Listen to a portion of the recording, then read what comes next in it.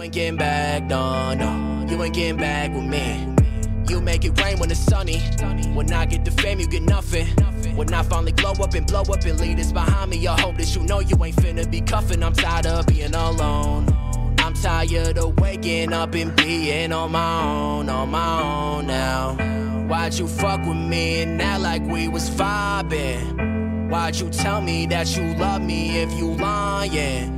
Why'd you fuck with me and act like we was vibing? Why'd you tell me that you All right, it's finally December. Happy December. Came in hot there. Fuck the assumptions. You tell me I'm cheating, but when I go out, you come out to the function. So, been on some dumb shit, I know. And even when a lot of gear sales, a lot of gearing up for Christmas, a lot of all that for the end of the month is what I'm saying, or for end of the year. That's right. Okay. Got to prepare for all the Christmas gifts. Yeah, fuck that. Have you done any Christmas shopping? No. No? Not yet. Wow. I gotta get on that. I'm gonna try to get it all done online. Yeah, apparently you got to get on that. All right, we're on podcast 43. So, I had a fantasy football debacle last night. What was that? So I'm in 2 leagues. In my big money league with 14 teams. I've had a long season. I have the 3rd most points in the league, but I've just been getting screwed every week. Okay. But I finally got to the point where it's the last week of the regular season. It was winning in, right? Whoever won my matchup was getting the last seed of the playoffs. Okay. And going into the Sunday night game, I was up like 26. Okay. And he had Keenan Allen, and I had Austin Eckler. Okay. And he beat me. Because Pittsburgh decided literally not to guard Keenan Allen all night. And everything that could go wrong went wrong. Like, Keenan Allen got the 2-point conversion. He caught the touchdown that like tipped off people's helmet, and then he just caught it. Their whole offense was Keenan Allen. And then not to mention Austin Eckler didn't really do shit, because if he would have done some shit, then that wouldn't have mattered anyway. But even with all the shit going wrong, it came down to the last possession. Keenan Allen starts it off by catching a pass and getting the bonus, which gave him the lead. Then Austin Eckler got a couple points, and I had the lead going into the last pass of the game. Okay. And it was a catch to Keenan Allen that won it. So I'm out. No big money for me. Dang. That really sucks. Yeah, so fuck Keenan Allen. Yeah, apparently. They were covering him with a linebacker all night. Yeah. I didn't even watch any of that game. It was a good game. Pittsburgh blew it, but it was literally the Chargers. It was the Keenan Allen show. Yeah. I think they said something like he was targeted on like 50% of his routes or something like that. But really? I think he had like 20 targets, 14 catches, something ridiculous. But he wouldn't have done it if it wasn't to keep me out of the playoffs. So, yeah. Anyways, I'm just recovering from that from last night. Dope. Okay.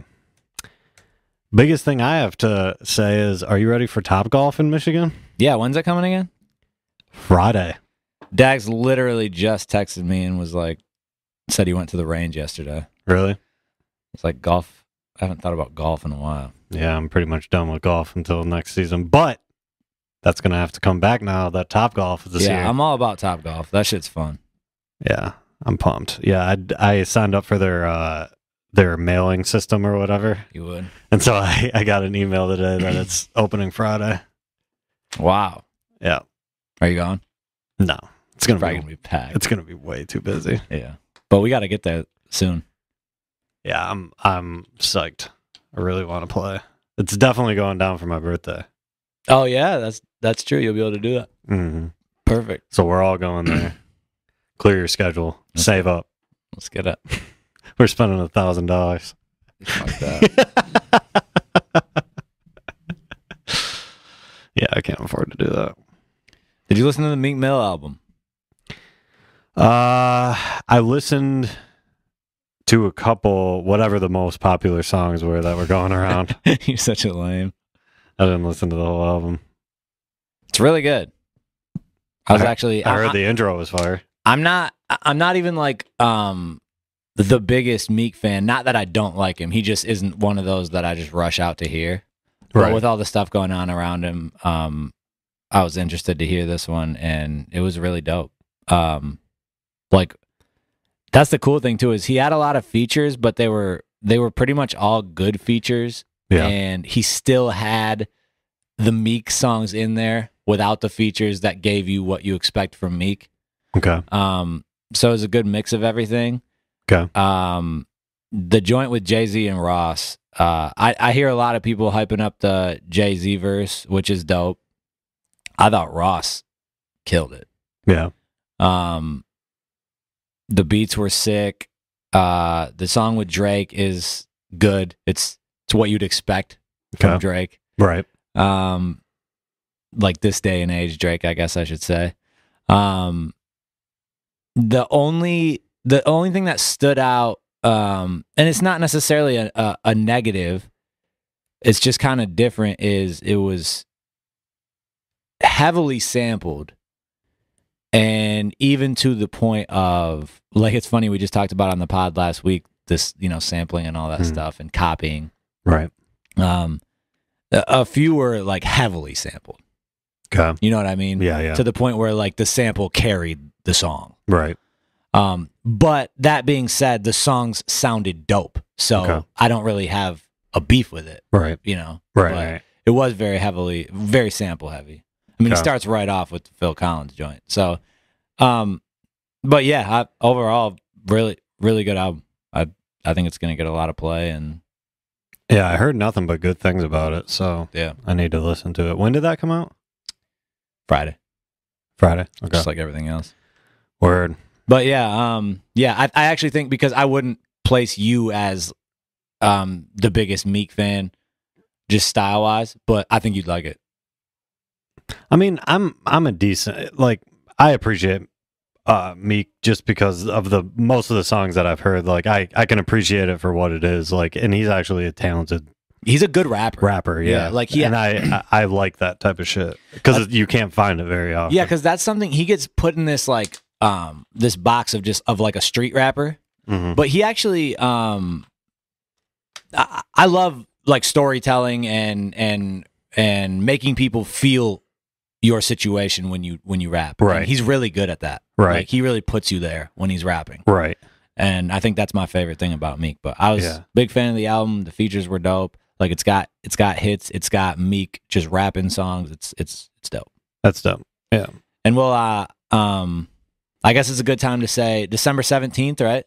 So not next week, but the week after. Nobody Epic is coming up here, and we're gonna do like rating our favorite albums of the year, right? Yep. We're gonna do that. So 2 weeks, Joel will be up here. Yep. Our end of the year podcast, because I'm gonna assume that we'll probably take off the next 2 weeks because that'll be Christmas and then the holidays, and then and then New Year's. Don't assume. You're gonna be here on New Year's Eve? Maybe. Well, you'll be doing it alone because I won't be here. But maybe we could do the day before or something like that and get it out of the way. Like, I wouldn't just say over the holidays we're going to take 2 podcast days off.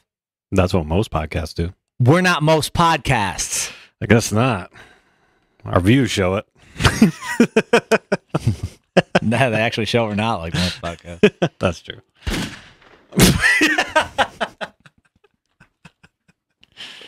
Nice. What else is going on? Let's see. 0 to 60s have officially kicked off. Each one of us has done one now. And just to let you guys know that we're not just going in the same order every time, I made sure to throw it back to Apollo, even though Marcus didn't get the memo, because I saw him post something on his Instagram story like ready for Wednesday, and I had to hit him up and be like, bro, it's Apollo. I felt bad. So Apollo's got this Wednesday tomorrow. for the 0 to 60. I ran a little. I never do like the promote option on Instagram, and I did it on this one. Okay. Just to see what it would do, and it's kind of hard to say so far. Like, I'm sure it got some extra views. It's hard to say anything crazy about it, but Andy Mineo saw it and followed me. Cool. Who I wasn't really familiar with at the time, but did some research after I saw him, and he's pretty dope. But he like DM'd me and followed me and liked it and all that shit. So I'm sure that was as a result of promoting the post. Who knows? Because on Instagram, nobody random sees your shit. You know what I mean? You should have asked him if he saw it and did it say sponsored on it. Yeah, but nobody random sees your shit. Like, there's not a retweet option on Instagram. Your followers see your Instagram post, and someone would have to. Now, that's not to say like, you know, you don't search people because you hear something about them and you want to go find their Instagram. Right. But as far as just and that's why people hashtag things too. Right. But yeah, maybe he was just searching hashtag 0 to 60. He was looking for a new whip. But yeah. That was cool. So yeah, expect that from Apollo tomorrow. All right, now into some topics. What's going on in the world? I guess the big thing in sports right now is more bad news. The Kareem Hunt shit. Did you see that? Saw it. Fucking dumbass. I mean, I don't really have much to say about this. Like, a lot of these, you know, assault cases and whatever, people like to deep dive into them, and we have too, because a lot of times there are things to talk about, but this one just strikes me as like, dude's a dumbass. Yeah. Like, the biggest thing to me is he had every opportunity to walk away from the situation. Right. And he didn't. Right. Like, his boys were doing everything they should have and could have been doing to not have him put himself in this situation, and he still did it. Yeah. So. Yeah, pretty much a dumbass. Yeah. Yeah, I don't really. Do you want to get into any more of that? No. Okay. Really. Anyone that saw it, like, I don't really know how you could have much more of a take than that. Like, yeah, if you could get into different aspects of it, but it's just bottom line of like whatever. Like, there's going around like maybe she was saying, I guess some of his boys were saying she was using the N-word and stuff like that. Yeah, that's shitty, but shouldn't have you do what you did. So.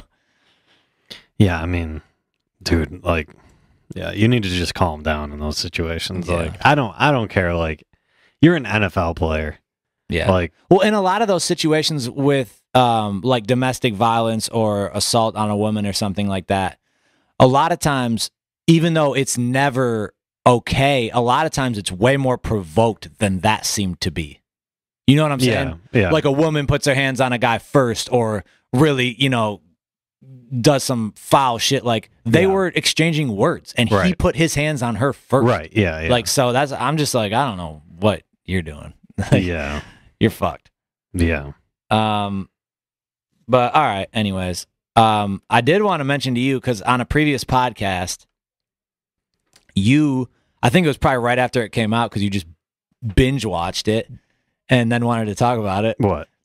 Making a Murderer Part 2. Oh. I just finished it. Yeah. Dude, I know you watched it a while ago, and it's not even like most people that watched it probably watched it a while ago, but I didn't expect for Part 2 to be as interesting and crazy as I thought it was. Like, I've heard most of the information, and now they're fighting for his freedom, trying to come up with like minute details of, you know, whatever. There was more brand new blatant shit. Right.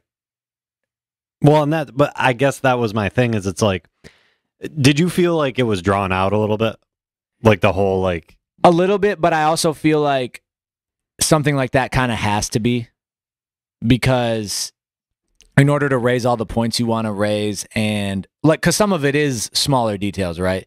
And you have to like set them up and establish them, and like how you did it in order for them to be credible and things like that, with a lot of the forensic evidence and shit like that. Yeah. there's a lot of kind of somewhat boring stuff to explain in order to make sure you're establishing why it's actually a thing. Right. But dude, it just blows my mind. It breaks my heart that these guys are in prison and can't get out. And it's not because I'm not sitting here saying I know they're innocent. Right. I'm sitting here saying I know it's beyond a reasonable doubt that they're guilty. That they shouldn't be guilty, I should say. Right. Like, I have a reasonable doubt. Right. And I would think anyone with common sense would have a reasonable doubt. Right. Wouldn't you? Because I understand. That's what I kept saying. I understand that I'm watching a Netflix series, right? Unless they're leaving out like absurd. But that's what I want to address. I understand that we're watching a Netflix series, right? Right. And we are probably hearing one side of this. Right. Right? Okay. Right. Let's say there's lots of stuff on the other side. Isn't the stuff on this side enough?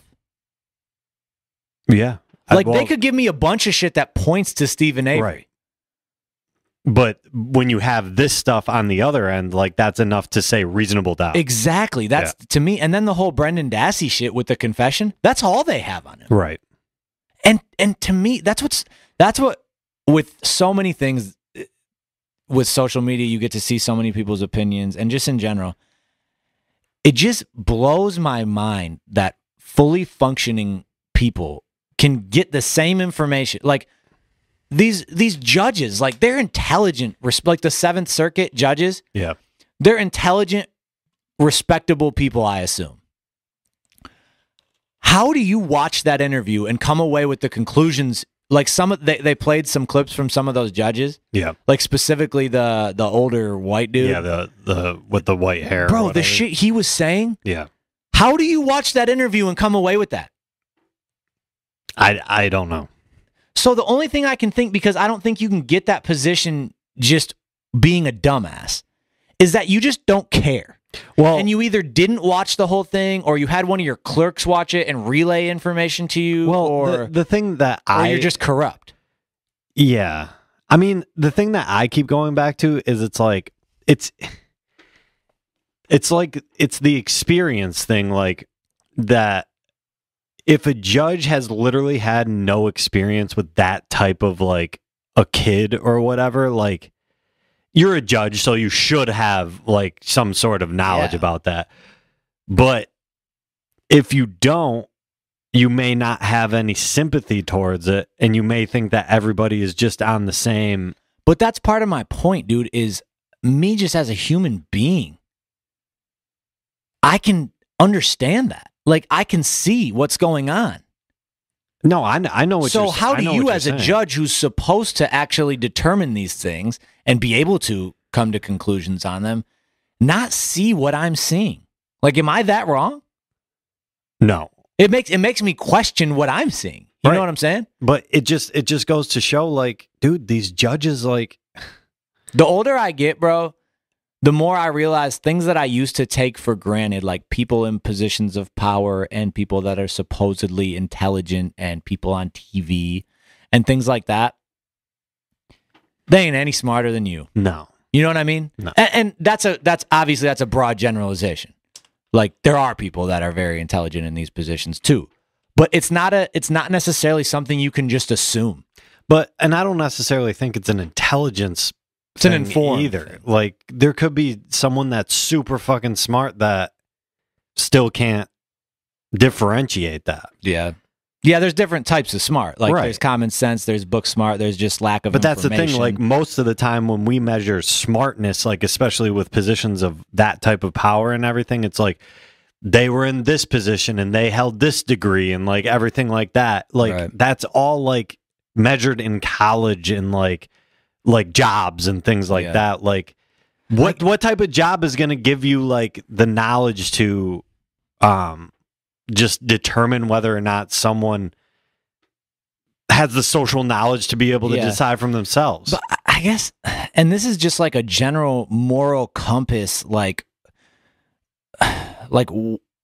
way I think and live my life compared to obviously what some other people think, is And maybe that's why I'm not a judge. Like, you have to make tough decisions as a judge. So, but bro, if you don't know, like, if it really is splitting hairs and you're like 50-50 and agonizing over something like, could this be, could whatever, right? Mm. How do you err on the side of taking away someone's freedom and locking them up for life?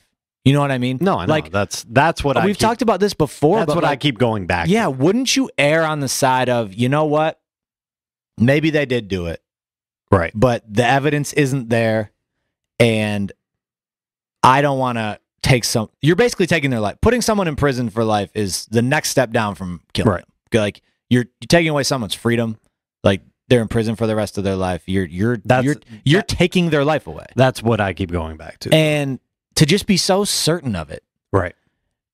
it just blows my mind, man, because obviously the response to that is, okay, what if you let them free and they take someone else's life? Well, that's not literally, that's kind of what happened when you put Stephen Avery in prison the first time. Yeah. And the guy you didn't put in prison was out there doing this shit. Right. Yep. I know. So you're risking that either way. So at the very least, you'd think that's why we have the reasonable doubt thing, right? It's not, you don't have to find them innocent. You have to find them guilty beyond a reasonable doubt. Right, exactly. But I don't think people. And bro, like, that Ken Kratz is the biggest scumbag, greaseball, grimy piece of shit. But here's the thing though, like, I think people are a little bit naive if they think that like think about your own job, like any job that you've kind of done or whatever. Like, it exists in every job that you go above and beyond to do your job, regardless. Like, it happens, like, regardless of the moral consequence or whatever. You have certain things that happen in every single job like that, and the police are no different. Like, dude, regardless of whether it was moral or not for Nike to go into sweatshops and make shoes, did they do it? Fuck yeah, they did, because they made a lot of money doing it. The same thing exists with police officers. Like, if they have any sort of monetary gain that's absurdly, like, dude, they had to pay out what, Steve? Like, the lawsuit was like, to me, that's the biggest piece of evidence there is. Oh, I know. Huge. Like, money causes all of this shit. Bro, the biggest thing that came up in that part two to me was, it was near the end when they got into, they had a witness that went to, God, I don't even remember the specifics of it now, but basically a witness saw Teresa Halbeck's car parked off the road in like the woods or whatever. Went to, I think it was like a store or something, and her missing sign was like on the door of the store, and there was a cop there. Yeah. And the witness told the cop about it, right? Talked to the cop. It ended up being Colburn, who was the one who called in that license plate that was so fishy because it sounded like he had to be looking at the car, but claimed he wasn't. But then what's the answer then? Why were you doing it? Never got to the bottom of that. Right. Like, that is crazy. No, I know. But I guess that's the thing is, like, and I get both sides of it as far as like we're judged by a jury of our peers with that kind of stuff. So you kind of have to, like, there has to be a better understanding by juries right off the bat that what does beyond a reasonable doubt, what does that mean? Right. Because honestly, the way that some of these verdicts are going nowadays and stuff like that, with all these like different guilty verdicts that you're in these documentaries present the other side of the case, and you're like, I understand that this documentary might be one-sided, but if all of this shit is still true in this documentary, how? Right. How? Right. How did they come back with a guilty verdict? Right. Yeah, I know. I do think you're right. I do think there's probably a somewhat of a problem with people on a jury actually thinking they are deciding guilty or innocent. Or there's You a know what I problem, mean? right? Or there's a problem with the media. Well, yeah, that was actually like, that was one of my biggest takeaways, and it always is and shit like that is, dude, how powerful media and perception are. Right. Because, dude, it works both ways. Like, Making a Murderer can portray this as, like, obviously corrupt. Right. And, you know what I mean? Like, Yeah. I watch that shit, and I'm like, are you fucking kidding me? Right.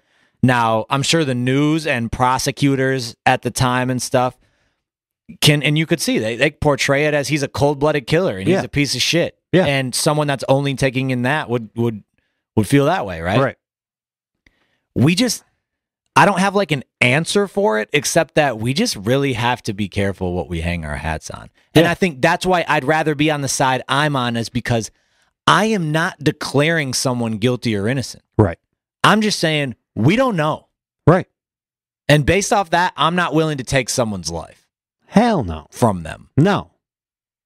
No, not, yeah. Because that's the difference I draw is like, I get, okay, so let's say you have the Making of a Murderer side, the documentary side, and you have the prosecutor and news side and the people that are portraying those two different things, right? Right. My side is saying, like, if I'm on the Making a Murderer side, I'm not saying he's innocent. Right. I'm just saying he's not guilty. Right. Exactly. Or you can't tell me he's guilty. Right. But that's definitively. That's your job. It's not to yeah. find out whether or not you think he might be Right. guilty. It's Right. to find out definitively whether he's Right. guilty or not. Right. And if you don't know, then he's not guilty. Right.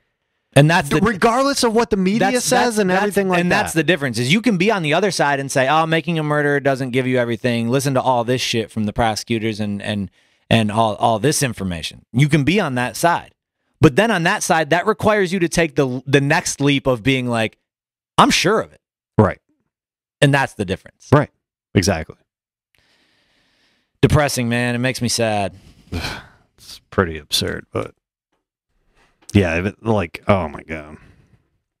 I don't know how you fix it though either. Like that's I the don't thing. either. Yeah, it's always gonna, and it's crazy. Like I don't know the details of it, but they went into something. Whatever piece of legislation got put into place that they were talking about, I think Clinton signed it into place. And basically, it sounded like it got put into place as a way to stop terrorism, I believe. But Right. now, whatever the law is, it's being used to make it super difficult Right. to overturn Right. shit like this. Which Right. that's another problem because you get these judges too that are like. And I get why they do it, but it's also depressing is like, it's not my job to go back in time and make the decision. It's my Right. job to determine based off this small criteria, Right. was this specific thing Right. admissible or not? Right. Okay, but you can see in the big picture that this is wrong and you Right. can't do anything about it. Right. Like it just sucks. It's pretty absurd, honestly. All right, let's move on to some lighter topics here. Did you listen to that Eminem shit? Yeah. That was pretty hard to watch. Kickoff? Yeah. You didn't like it? Mm-mm. Just because I felt like it had already been done before. Yeah, well, I didn't like it either. Like, it made me realize that it's like very, very cringeworthy now. Like, it's... Can you put your finger on why? I Because that's think what I kept trying to do. I think it's two things. Because, okay, do you remember the one that the first one, the freestyle that he did? Not the BET, or was that the BET cipher where he did the Trump thing? I think that was just a him thing. Was that No, just- maybe it was a BET. I think It might that have was a been BET. Yeah. But like it's between that, the one that he did with Royce, right? In that In that like a band. yeah, yeah, I know what you're talking about. was it in the train station? Yeah. And then this one. It's like, okay, the train station one was okay. Because to me it was like, all right, we haven't heard anything from Eminem in a while. He had some good lines. Like, he's doing his thing, whatever. Like, it wasn't as cringeworthy as, like, when he kept doing it, though, in that style. It's like, that style is so funny the more that he does it. You know what I'm saying? Yeah, it's like he's like becoming a caricature of himself. Right. It's like, yeah, it's the way that he does it. It's just like, okay, it was cool the first time, but if you keep doing it, then it just becomes cringeworthy because it's not. I can't even speak to if it was ever cool because I'd have to go back and watch those old ones. Because I would be able to hear the argument of if you thought it was cool the first time, it shouldn't be that whack this time. Like, no, but the thing is, like, it's certain things like, it's like when you tell a joke, like, and it's funny the first time, but every time you tell it, it's not always going to be. Yeah, but that's not the same because he's not saying the same thing every time. But he's doing the same thing every time. Yeah, but that's like if you told a joke one time and then you told a different joke because he is saying different things. So I don't know. I don't think that's the best analogy, but I don't know. It's just it made me realize because we talk a lot about, and I think we on previous maybe it's because its content is that's equally as shitty. That's what I was going to say is on previous podcasts we've had little discussions about just like the art of rapping as far as wordplay, content, cadence, and shit like that, right? Right. And and storytelling and right. and what we like. Right. And what other people like and what's important and shit like that. So this actually just drove home to me and made me realize that I care way more about what you say and how you say it than the actual wordplay. Yeah. I like wordplay, but it's secondary to that other shit. Yeah. You know what I'm saying? Yeah. If you can say something dope in a dope way and have some double entendre wordplay type shit, right. Awesome. But if I have to take one of those out, it's the wordplay. Yeah. I'd rather have you say some dope shit in a dope way. Yes. Than just have some clever nonsense. Yeah. You know what I'm saying? Yeah. And that's how I felt a lot of that shit was. No? Yeah. I also like, and that might be, and I like beats. Well, yeah, but that might be part of the reason, like, why I'm having a hard time, like, defining why is because it might be a combination of both. Like, the way that he was doing it was already a little weird, but if his content is good, then it kind of masks the weirdness. But as soon as he tries too hard to do the metaphors and the double entendres and things like that, then the other aspect starts to come through. You know how he, in the first Royce one, he did the lyrical miracle in your swimming pool. Yeah. And it was like a joke, right? Yeah. It was funny. Yeah. He knew it. Yeah. Now he sounds like that. No, I know. Because he's trying too hard to, like, find other ways. But it's crazy because he knows, like, he did it as a joke and now he's doing it for real. I don't think he knows that he's doing it for real, though. I think he thinks that he's inventing a new way. Reach up from the black lagoon, I'll reach up and I'll smack the moon. You're grief struck that I'm back so soon. You teach up for this afternoon. Creep up with a pack of hoodlums. We pack a punch like Capri Sun. Heat up like we each snuck in a submachine gun. We stuck in a submarine bun with a bag of shrooms. Like, A, what are you saying? You're just rhyming a bunch of shit. And, like, okay, maybe what you're saying is okay, because I don't like to get too deep into what you're saying, because some of the shit I like, they're not saying shit either, right? Yeah. But what he's saying, and the cadence, and the yelling, it just doesn't do it for me. Right. You know what I mean? And no, I used to feel bad about saying it about Eminem, because I think M's the GOAT. Like, his peak was fucking incredible. So I always hesitate to say that shit, right? Yeah. But, bro, the yelling, the cadence, and what are you saying, I just can't get past it. But the thing is, even that rhyme scheme, though, like what he's doing. Well, that's kind of what I mean, like with the rhyme scheme and the cadence. Like, yeah. it's just... It's the way that he's... Up in the back, yeah. Like... Yeah. No, I know. Like, but some people might like it. I'm just talking about my opinion. But like, here's the thing, actually, like, his base probably loves this shit. Okay, if someone can go back into the archives and find a time that he was doing that in a song or anything like that, then I'll eat my words. But that is whack. Well, and some of those rhyme schemes that he always had some weird ass rhyme schemes. It was he used to but wait, for lack of a better way to say this, he used to do it cooler. He wasn't yelling at you and emphasizing it so much. Yeah, but that's what makes the cadence and rhyme scheme though. Like that's part of it. Right. Yeah, like in so many times in a row, like he can't let it go, and then it becomes whack. And that's part of the reason the acapella makes it worse. Is you don't have like the beat to go over. Right. Yeah, no, I know, and he should know that. But like, okay, so I picked out just a little part of it that I didn't mind. Make a bitch think she's in aerobics class. The band you don't want to poke is back. The backbone of rap. Your fucking lead singles are my bonus tracks. Yeah. Said something. Yeah. Said something that I was like, okay, talk your shit then. Yeah. And he started off with some wordplay and whatever. And then I think he keeps going, and it's like this, even this next part. I like. He gets into his shit, but he's saying something that I can hear. When I appear, my peers stop. Hearts fall in their stomach, their spirits drop. Careers flop, their gears lock. Severe shock, fear at the mere thought. Lyrics are top tier, I'm so high at the top. I'm in the sky when I talk. Bitch, I'm so fly when I walk. My ears pop.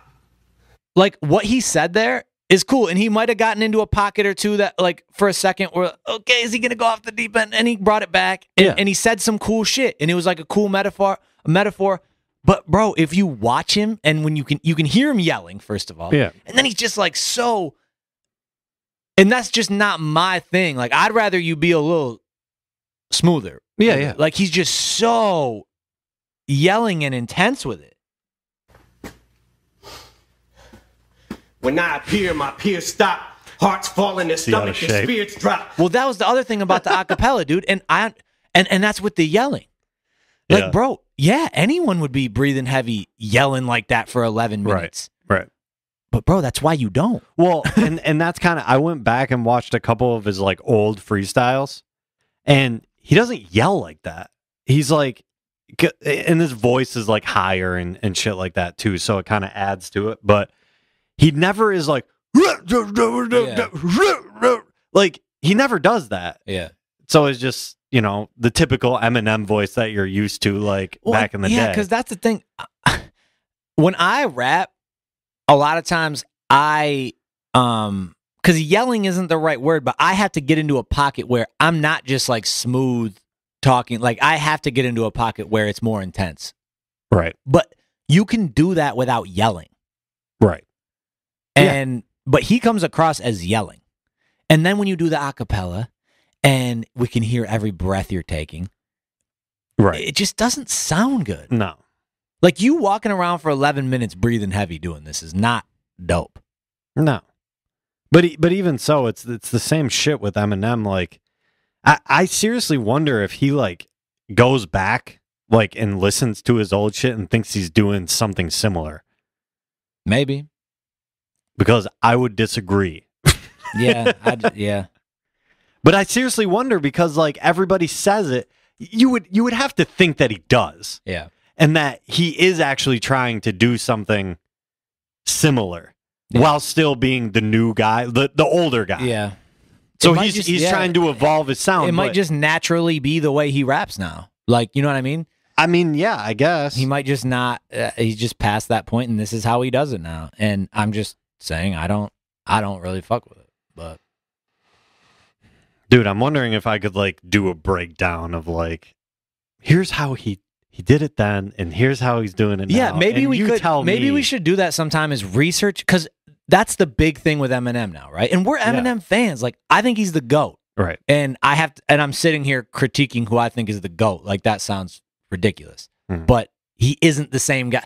If this guy was the guy that I came up listening to, I wouldn't call him the GOAT. Right, exactly. And so that's what I'm saying. But I don't know. Maybe we should at some point research and come up with actual, like, evidence of what his shit sounded like compared to what it is now. When you hear him back to back, there's probably YouTube videos out there like that now. Yeah. And because it is night and day.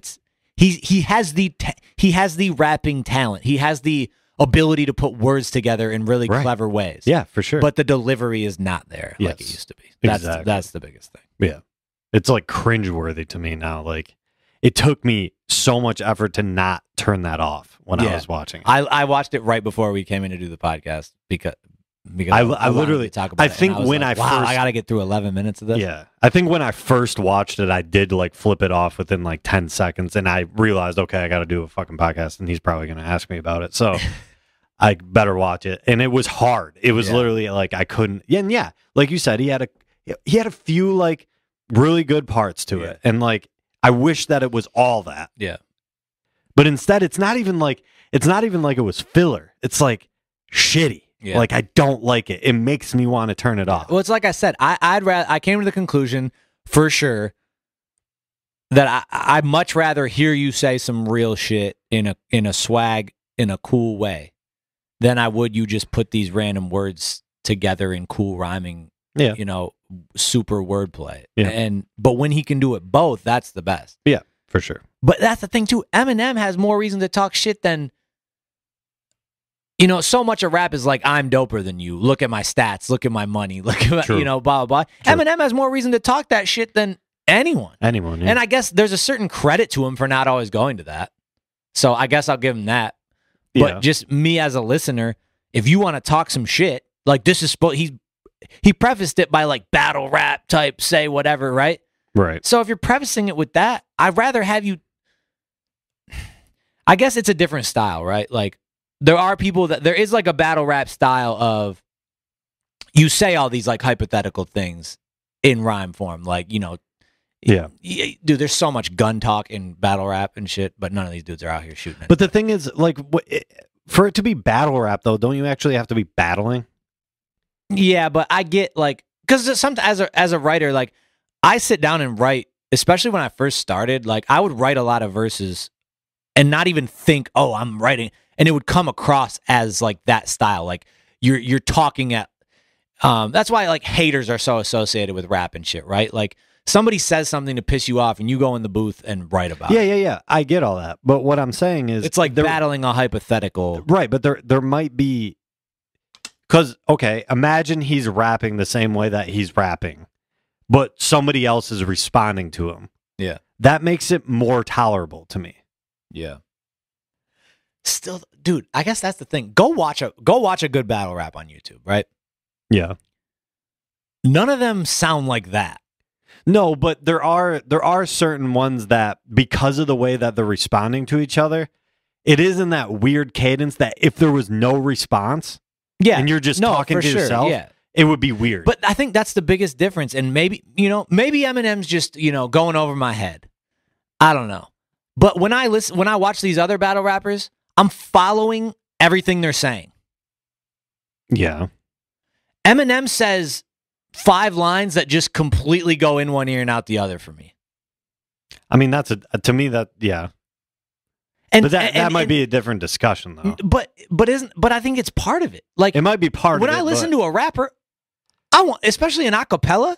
Yeah. I want to understand what you're getting at and what you're saying. Yeah. He'll just rattle off these things where I'm like, okay, cool wordplay, but what? I mean, I agree. But when I watch a battle rap, I know what they're saying. Yeah. Well, it's part of it. It's rap. Like, you want to understand it because that's the way that it is. Yeah.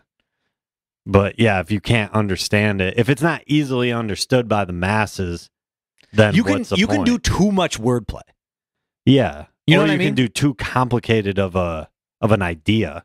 Because technically, isn't it all about people getting it? Especially if you're going to preface it with battle rap. That's what I mean. What is it if people don't get it? Well, that's the thing. Like, you have like the Lupes who would say something and it would go over your head and you would think about it and you would get it. Mm-hmm. Like, there's that. But then you say something, it goes over people's heads, they think about it, and then they're like, I still don't get it. But see, I like the stuff that you hear and then you got to hear a bunch of times and then you get it, as opposed to the stuff that's just jammed down you. Like, don't give me this, that's part of the cadence, right? Like, I would rather, and this is just a me thing, I know other people could be different, but say your line, right? Mm. And if I'm smart enough, I'll catch it. Right. Or I'll go back and listen to it, and I'll catch it on a second listen or a third listen.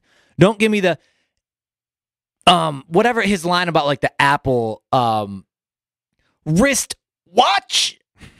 And I get that's a battle rap thing, right? To make sure people get it. Yeah. But 11 straight minutes of these forced wordplay. That's what I'm saying, though, is it's like, I get the whole battle rap thing. I get it. But it makes it better when you're actually battling somebody. Yeah, I get it. The more I'm talking myself into this, it's like, I'm going down one road, but I'm like, that's okay. And that's actually like the wristwatch thing that I just said. That's actually great in battle rap. Yeah. And he was doing a battle rap thing. It just doesn't come across the same way when you're not battling. Right, exactly. That's exactly what I'm saying. Yeah. I get it from the writer and the creative mentality that's why you're doing it. I get it. But as far as a entertainment aspect of it to other people that you're trying to immerse into this, it doesn't do a whole lot for me when you're not battling somebody. And it actually makes it more awkward. Yeah. Yeah, it just didn't feel good. No. But you know, like I said, his base seems to love that shit. So I guess there's a reason for it in that case. I got one more topic. It's a sports topic. Okay. College football playoff.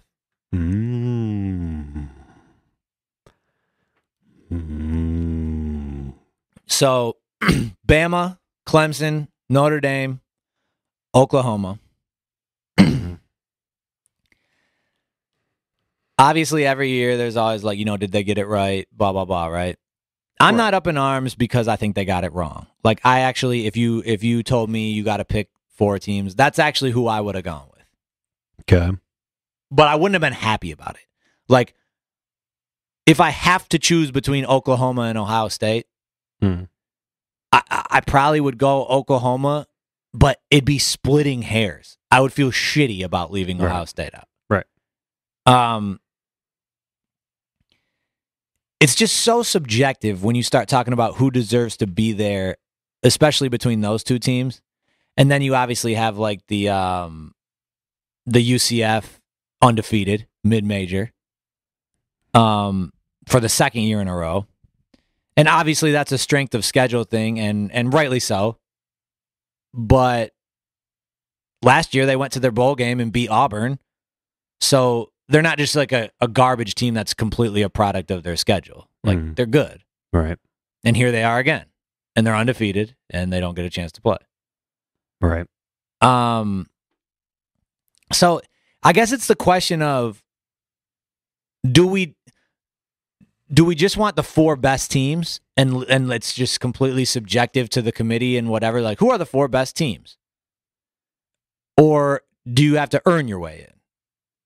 And I think you got to earn your way in, right? Like, because if it's completely subjective, what about Notre Dame? Like, they were undefeated, but are they necessarily better than Georgia? Are they necessarily better than Oklahoma and Ohio State? I don't know. So I like the idea of you have to go out and earn it, right? And your record and your wins and stuff, they speak for you. You don't get to just say, nah, because we're better. Because I hear these people talking about Georgia, who just lost to Bama in the SEC championship. And they have 2 losses. One of them was a close loss to Bama in the SEC championship. Another one, they got smoked by LSU. And yeah, like I think they said right now, if Georgia played Oklahoma or Notre Dame, Vegas would have them favored. Okay. So yeah, you could probably make a better argument that they're a better team, but they didn't get it done. Right. You know what I mean? They had a chance to beat Bama and get in, and they didn't. Right. Or LSU. Right. And they didn't. Right. So that's just the way it is. I'm not saying they're not one of the 4 best teams, but that you have to show it on the field. Yeah, like it. I guess that's the thing is there's just so little games for you to show that, and you have to take advantage of every single one of them. And bro, if it was just a subjective who's the best, Bama could go lose 4 games every year, and still I would say Bama's probably one of the 4 best teams. Right. Like, if Bama had 4 losses every year, right. I'm a Michigan State fan. If I had to pick one team in the country that I didn't want to play It would always be Bama. Yes. Because they always get the best recruits. Yes. And they always have the best players, whether they Right. had some losses or not. So Right. you open up Pandora's box if you just go that route. So then, okay, earn it. Then you start getting to nitpicking with Oklahoma, Ohio State, and UCF.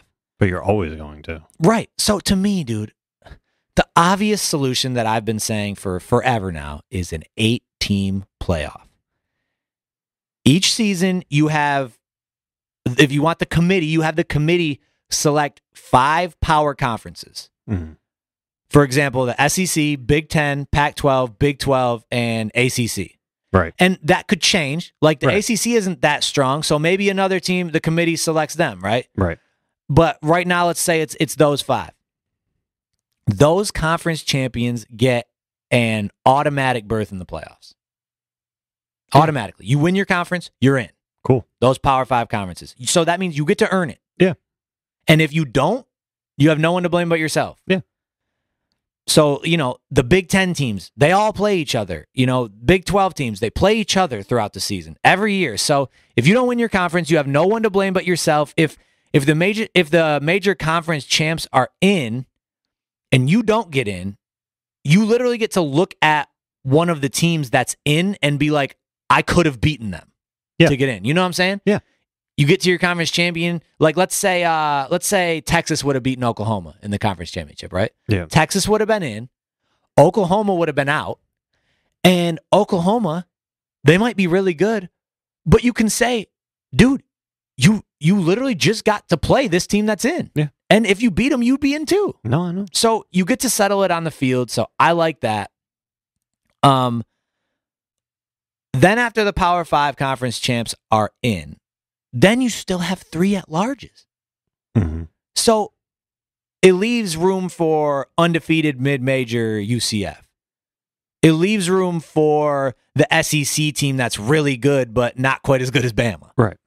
It leaves room for the team that was really good all year and lost their conference final, like anyone, any conference, any major conference. Right. And I hear the argument to that being if there's 4 teams, 5, 6, and 7 are going to complain. If there's 8 teams, 9, 10, and 11 are going to complain. Right. My response, I have 2 responses to that. A, 9, 10, and 11 are worse teams than 5, 6, and 7. Yes. So their chances of actually being the national champion once the playoffs. Well, and actually deserving to be in the... Right. So they're significantly less. So yeah, you have a beef of not getting in as the 18th, but you don't have as much of a beef of I'm the best team in the nation. Right. And the second and the most important reason is with the 14 playoff, you don't technically have the right to earn your way in. With the 18 playoff, you get to go win your conference and get in. Right. You get to earn it on the field. Right. But they say now, but just win all your games, go undefeated, and you'll make it in. Right? Not true. Right. I won't even bring up UCF because I'm kind of they're a mid-major, and that's a different discussion with schedules and stuff. But that's an example of an undefeated. But let's just say, like right now, you got Bama undefeated, you got Notre Dame undefeated, you got Clemson undefeated, right? So that's 3. I don't think it's so crazy to say, what if Ohio State and Oklahoma both went undefeated? They have 1 loss right now. What if they would have gone undefeated? Right. That's realistic. Yeah. As it stands now, we're leaving Ohio State out because their loss wasn't as good as Oklahoma's loss. So all it takes is 1 year for that to happen where they all go undefeated. And then what happens? Right. I still think that's kind of... Because all it takes is one... Like your loss is better than my loss. Like okay, I get it. But I get it, but it's like pretty absurd. Yeah, honestly. And that's the thing, dude. All it takes is one time for that to happen. Like, yeah, no, I know. And for it to be shit. Like, 5 teams going undefeated, and if you go undefeated in a major conference and you don't get to play for a national championship, the system is broken. Yeah. And it's going to happen someday, dude. If it happens one time in 50 years, it's still a joke. Imagine, we're MSU fans, right? Imagine MSU goes undefeated through the Big Ten, wins the Big Ten Conference Championship, and doesn't get to play for the national championship. Right. Dope sport. Right. Right. So with 8 teams, that's solved. You get to earn it. And then you still have 3 at-larges. So you can still cover your ass for any good teams that are out there that aren't in a Power 5 conference or somehow didn't win their conference championship, which if you don't, it's your fault too. But non-power conferences and shit like that, you still cover your ass for them. Right. So I don't know. I just don't understand. They even come out with an article saying it's not even the thing that's being talked about. Why?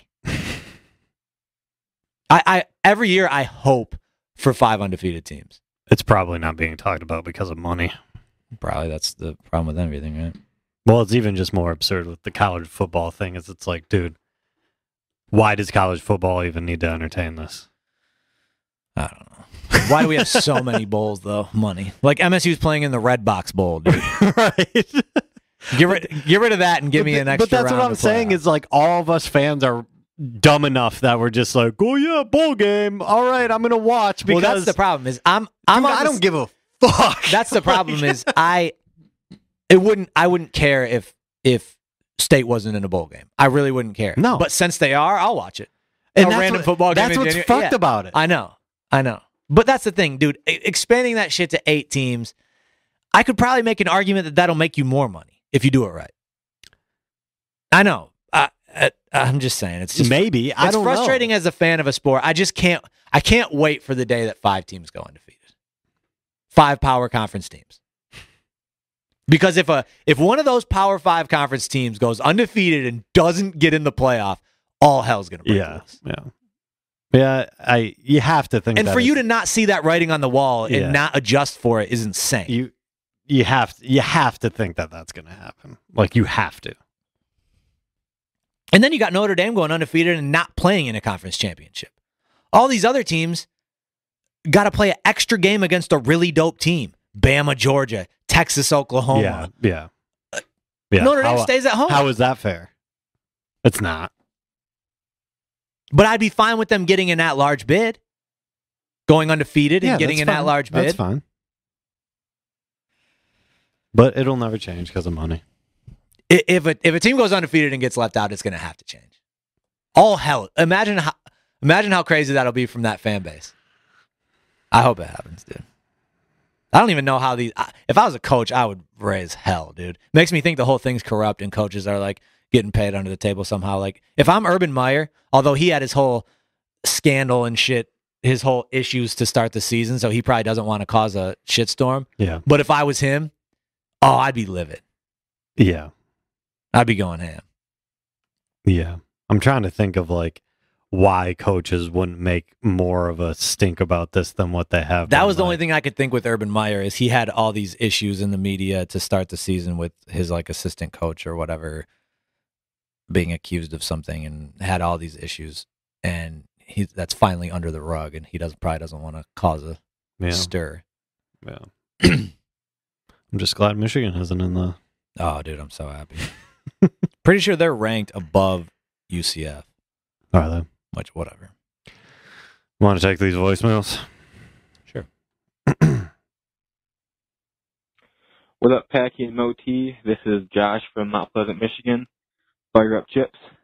My question is that, well, everyone's heard your songs on like First Take and Rob Dyrdek's Fantasy Factory. And my question is, do you guys reach out to them to get your songs on those shows, or do they reach out to you? How does that whole situation work? All right, thanks. Good question. Fire up chips. A lot of drunken nights at CMU in my college days. They reach out to us.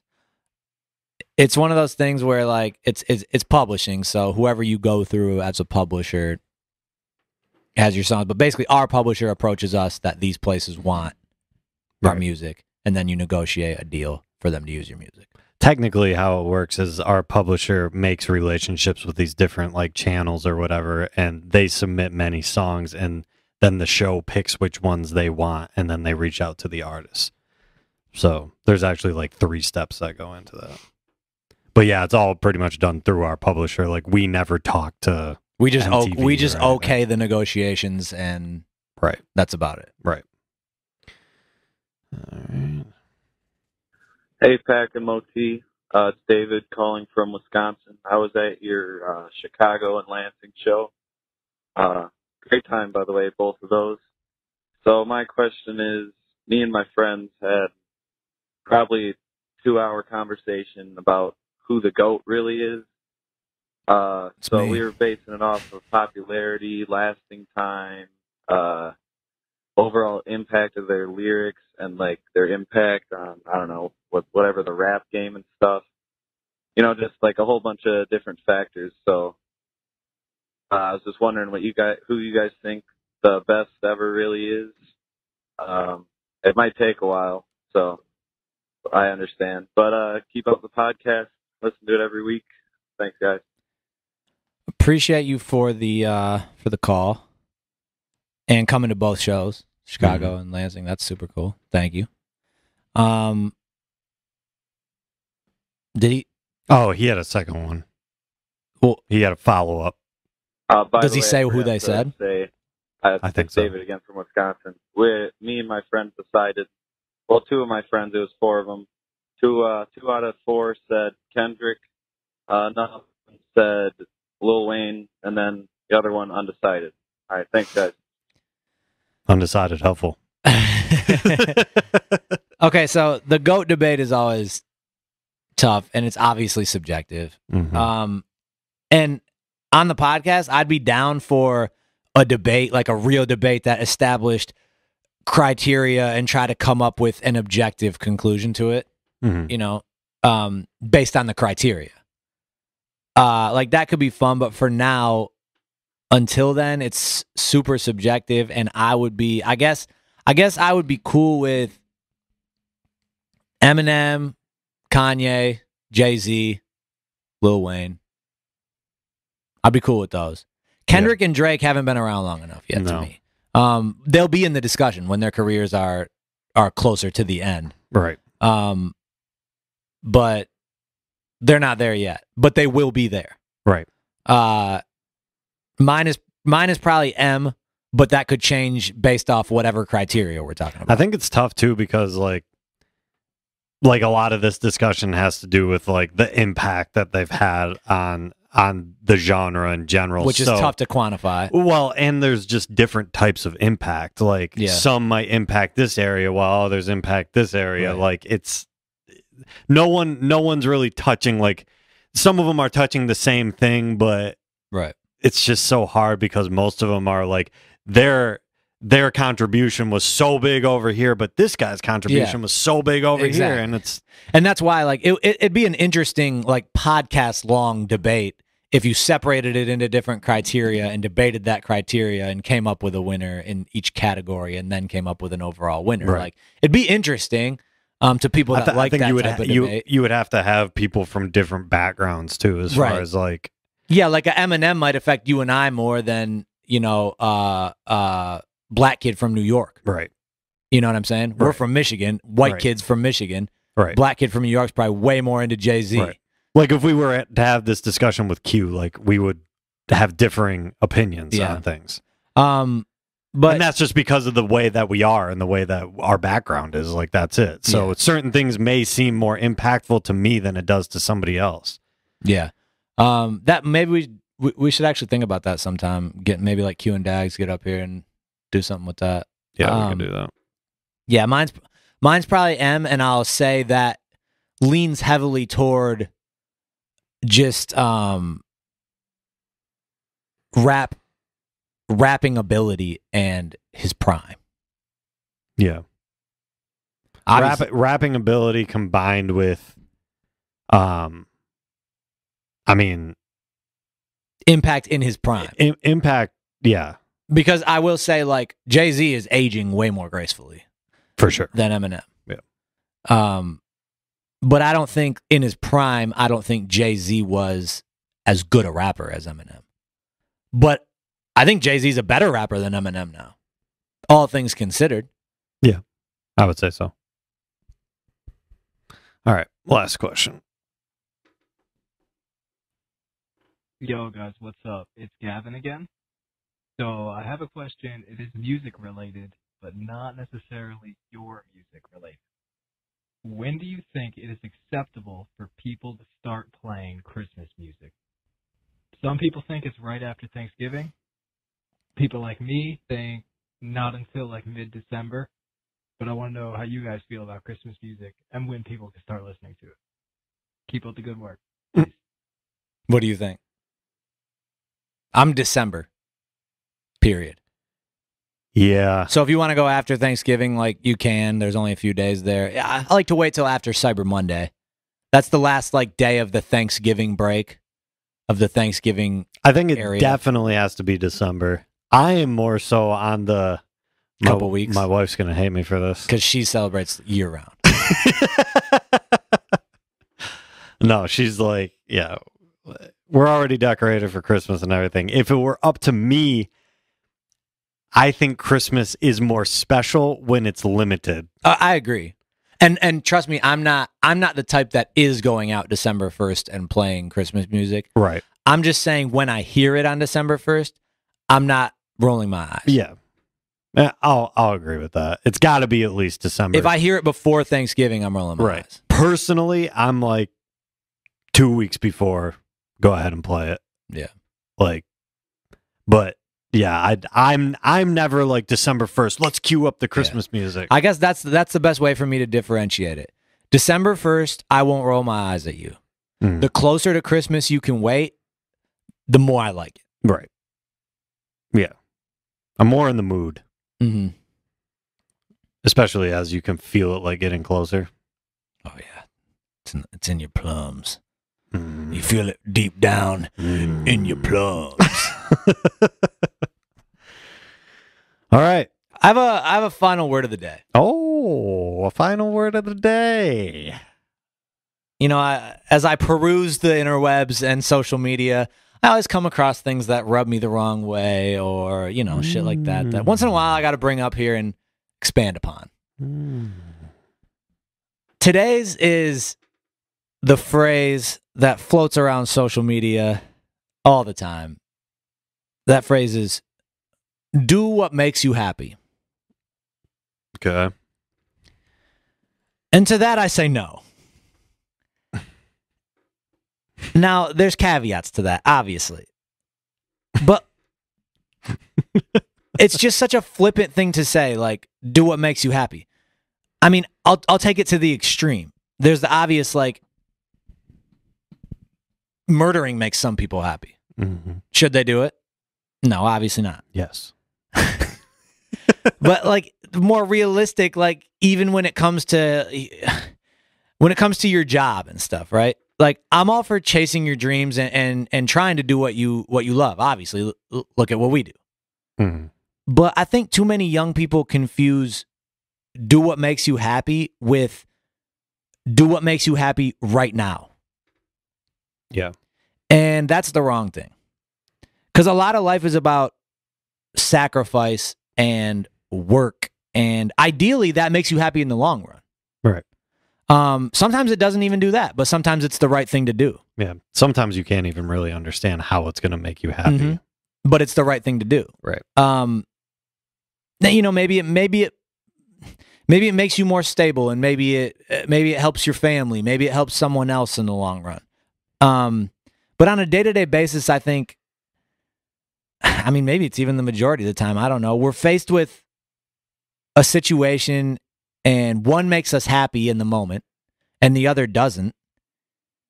And the one that doesn't is actually the right choice.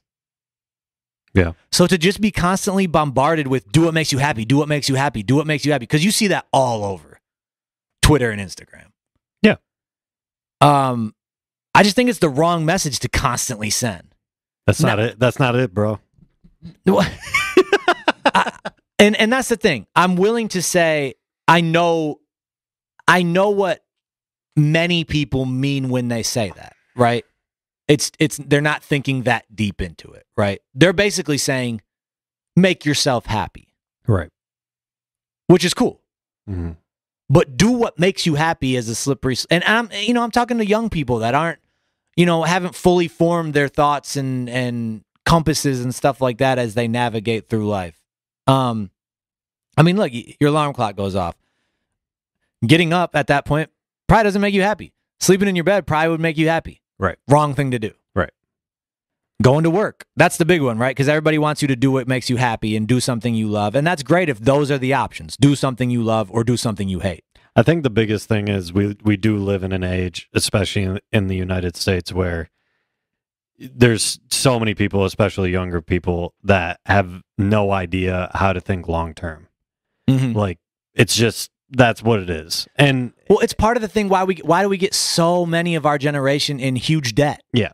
And it's not, I'm not sitting here saying, like, yeah, once you're in debt and shit like that, I'm on the side of you got to take responsibility for it. It's not someone else's problem. You chose to do that. Yeah. But I'm also on the side of we do get screwed into how we are taught to think about things and how we are taught to get into this debt. Right. Yeah. And things like that are slippery slopes from quotes like "do what makes you happy." Yeah, for sure. But in the moment, right? Yeah, and I think, well, you know, when you're talking about especially like debt and stuff like that, it's like there's too much of the you know, poor me. I was brought up to, you know, look at money this way, and now look at my financial situation. I mean, sucks, but this is like, you have to pick yourself up and do something about it. Right. Like, you can't play the victim all the time. You can't do it. And the scary thing is too, like, it's just kind of like, where does that end? Yeah. Like, because as soon as you do get money, where's it going at that point if you don't learn? Right. Well, that's the thing is, when you say playing a victim, everyone gets up in arms. It doesn't mean you're not a victim in that situation. Like I just said, right. I think a lot of our generation and the generation below us are victims of being bombarded and taught oh yeah 100% to not manage our money correctly. Yeah, 100%. And so we are victims in that way. But like you said, you can play the victim and just sulk about it and want someone else to solve your problems, right. Or you can do something about it. Right. But yeah, I mean, in general, my thing with the do what makes you happy, it's more like delayed satisfaction, right? Yeah. But also sometimes it doesn't make you happy at all, but it's just the right thing to do. Yeah, for sure. And you could give countless examples, like I said, with the alarm clock and like, you know, do I want to eat the salad or the slice of pizza? Yeah. Like, do I want to go out to eat for $50 or do I want to make some ramen noodles at the crib? Like, which one makes me happy? You know, working out. A lot of people hate working out, but that's one of those delayed ones, right? Well, most of the time when you're done working out, or 2 months down the line of working out, or a year down the line of working out, it makes you even more happy than that one moment of skipping it would have. Right. So, well, and I guess like that's to give a better example. You know, when I was in college, I got into credit card trouble. I was like over $5,000 worth in debt. Like, didn't have a job, or well, I had a job. It was a part-time job. Wasn't making a lot of money though. Was going to school at the same time. Like, it just kept being a problem and kept adding up and kept adding up. And at that time, 5,000 was a lot. Yeah, and at that time, it was a lot. And the thing is, you have two options at that point. And what I mean by playing the victim is, when you play the victim, you expect other people to come help you out with that issue. That's what I mean by playing the victim. Or you can solve it yourself and do something else that you may be uncomfortable with, or you don't necessarily like or enjoy doing, or anything like that.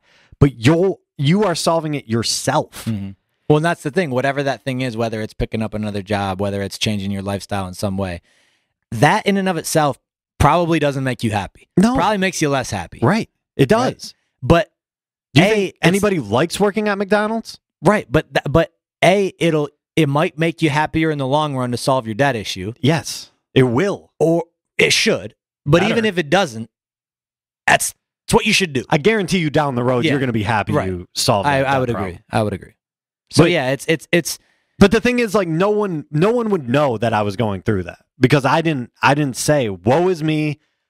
The system didn't teach me right. Yeah. I'm in and this I mean, debt. a lot of people would say, though, like, people that are in crazy student loan debt and stuff would say, "Oh, you're $5,000." No, I know. Like, I got $100,000. For sure. That's a small. But it seemed like a big issue to me because I didn't have that money. Well, and that's the thing, dude. Whatever. That's what people don't realize. And like I said, it's easy to say when you're not in the situation. I get it. But whatever you do to get out of 5,000, like, okay, if you think 5,000 is small potatoes, right? Could you get out of it in a year? People that say it's small potatoes probably think they could, right? Yeah. Okay, so if you have $50,000 of debt, do that for 10 years. Yeah, exactly.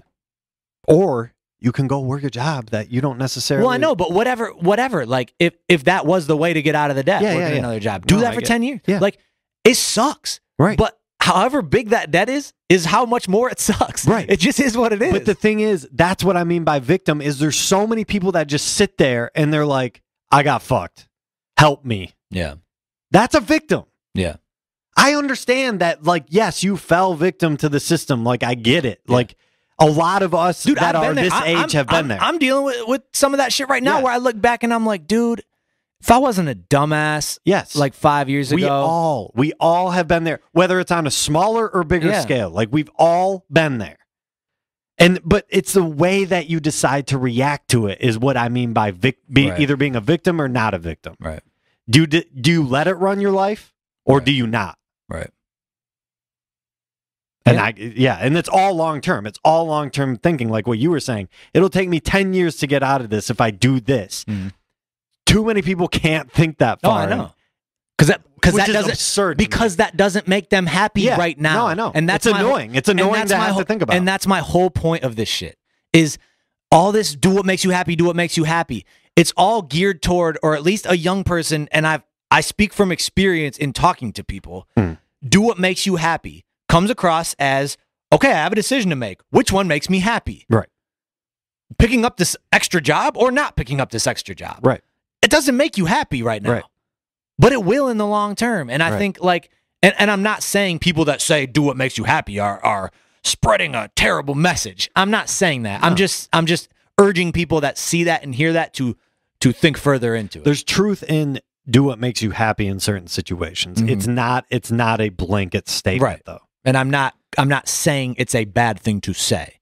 I'm just, there's more to it. Right. It comes across as such a simple statement, right? But the thing is, that statement itself is leading to a generation of people that aren't making the best decision for themselves because of that statement. And that's the thing. It screws you in the long. Like, that leads. We're in such an age where anxiety and depression are so big. Like, dude, one of the worst things for your mental health is to be in huge debt and be constantly worried about money. Yes. And anything that sets you up for being happy in the moment but not in the long term is bad for your mental health. And dude, even addictions and stuff like that, like, it's to make you happy in the moment, right? And it makes you miserable and depressed and stuff in the long term. Yes. It's everything like that. No, I know. Like, I mean, and that's the thing, like, we're growing up in an age where you feel like you need all this stuff to keep up with everybody else. Right. It's a lie. And that's something I definitely personally suffer from too, is like, oh, but this would be smartest for me, but bro, like, I'm really not doing better than to have the $5,000 car or to live in the cheap rent apartment or whatever. Like, I'm a rapper, dude. I'm supposed to be whatever. No, bro. I'm broke. No, I know. Like, you got to recognize where you're at. Right. And I speak from experience. I'm not preaching. No, I know. But that's a lot of people, though. Like, a lot of people. I mean, that's the thing. Like, I looked up, like, I'm trying to look it up right now because it was absurd to me. Because I had to re-look it up and get many sources on this because I couldn't believe it. But 73% of Americans, when they died, had substantial debt. Wow. That's wild. And but to be honest, when I sit back and think about it, it doesn't shock me. And you know what? Absurd. You know what? That's only going to go up. Oh yeah, because our generation is worse off than the generation above it as far as that goes. I think that's nuts.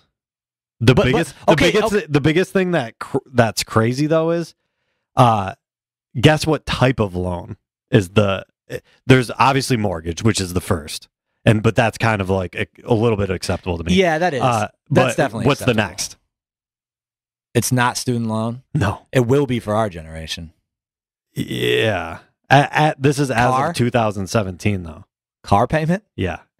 Dude, 25% car payment, 12% personal loans, 6% student loans, Okay. and 37% mortgage. Yeah, the mortgage makes sense to me. Like, I don't think that's crazy at all to not have your house paid off when you die. No.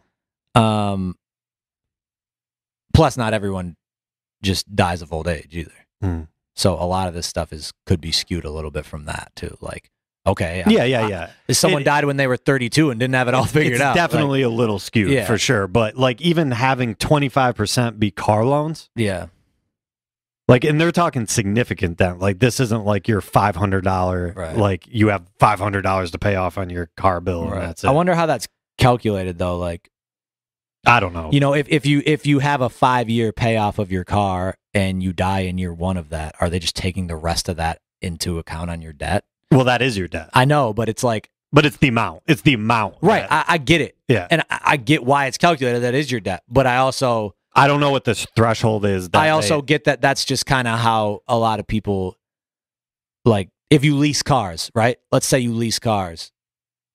Yeah. Like, if you have a 4-year lease and you die in year 1, like, you got all this lease pay. That's not even to pay off the owning it. That's just to pay off the lease. But you're not doing anything wrong No. with that. No. But I mean, that's So I'm not saying that accounts for everything. I'm saying No. I could see it being a little skewed. But yeah, I mean, for our generation, student loans is definitely a thing. But also for our generation and other generations, yeah. credit cards are. Well, a yeah, big and that's thing. the thing is, I have so many friends and stuff dealing with student loan shit. Like, I only had to deal with it on a small scale. I was lucky. Mhm. I have so many friends dealing with mountains of student loans, and so many people I know. Yeah, and a lot of those people, though, like to your point, are driving around in super nice cars and fucking buying all this dope shit. Yep. Because it's easy for us to look at that mountain of student loan and just say, that's unattainable to cut off. So I'm just going to make the minimum payments and I'm going to live my life on the side of it. Right. And they're banking on the U.S. government coming in to save them and being like, oh, let's make everybody else pay for my college.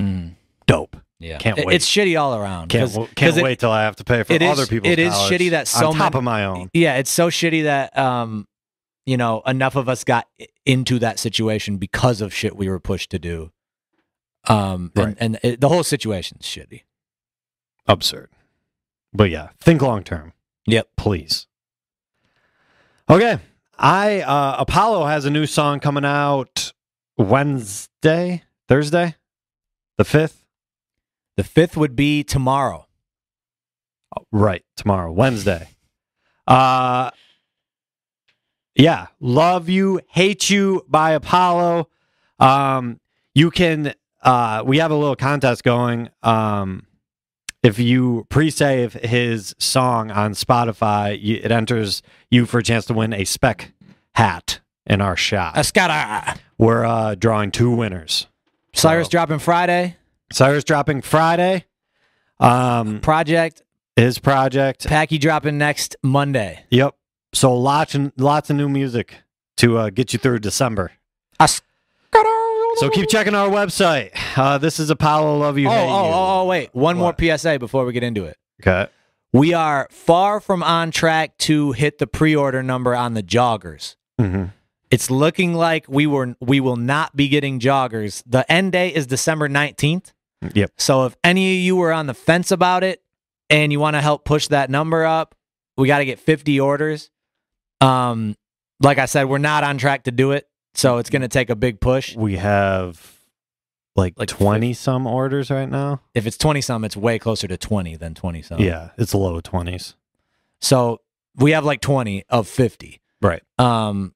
So we need to more than double what we have so far in order to hit our goal. So just letting you guys know, if you've ordered joggers, don't necessarily expect to be getting those. And if you haven't and you're on the fence and you want to order them, you'll help everyone that wanted them to get them. Yep. I can figure out what's wrong with you. I love and I hate you. I love you and I hate you. Yeah. I love and I hate you. I love you and I hate you. Yeah.